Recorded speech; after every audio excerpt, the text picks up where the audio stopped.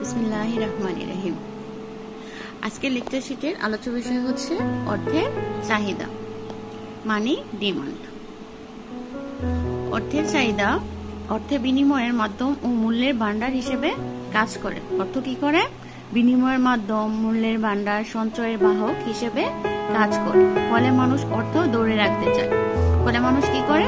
নগদ অর্থটা হাতে ধরে রাখতে চায়। এই ধরে রাখার ইচ্ছাকে বা প্রবণতাকে আমরা কি বলি? অর্থের চাহিদা বলে থাকি।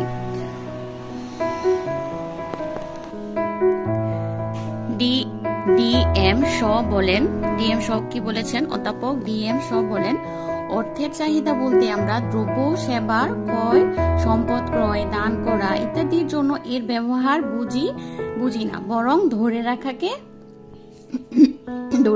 বুঝি। আমরা অর্থের চাহিদাটাকে কি বুঝি? নগদ অর্থ হাতে ধরে রাখার প্রবণতাকেই আমরা অর্থের চাহিদা বুঝে থাকি। মানুষ অর্থের ক্রয় ক্ষমতার উপর গুরুত্ব দেয়। মানুষ কি করে? মানুষ অর্থের ক্রয় ক্ষমতার উপর গুরুত্ব দেয়। অর্থাৎ নগদ অর্থ কি পরিমাণ দ্রব্য ও সেবা করতে পারে, নগদ অর্থ কি পরিমাণ দ্রব্য ও সেবা করতে পারে তাই মূল বিষয়। নগদ অর্থের পরিমাণটা নয়, সুতরাং বলা যায় যে মানুষ সব সময় নগদ অর্থ হাতে রাখতে চায়। মানুষ কি করে? সব সময় নগদ অর্থটা হাতে রাখতে চায়।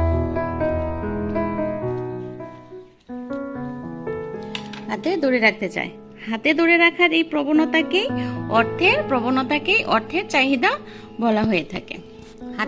নগদ অর্থ হাতে ধরে রাখার এই প্রবণতাটাকেই অর্থের চাহিদা বলা হয়ে থাকে। ডিমান্ড মানি।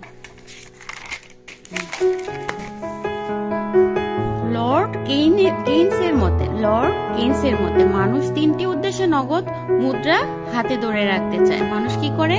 তিনটি উদ্দেশ্যে নগদ মুদ্রা হাতে ধরে রাখতে চায়। এক নম্বর উদ্দেশ্য হচ্ছে কি?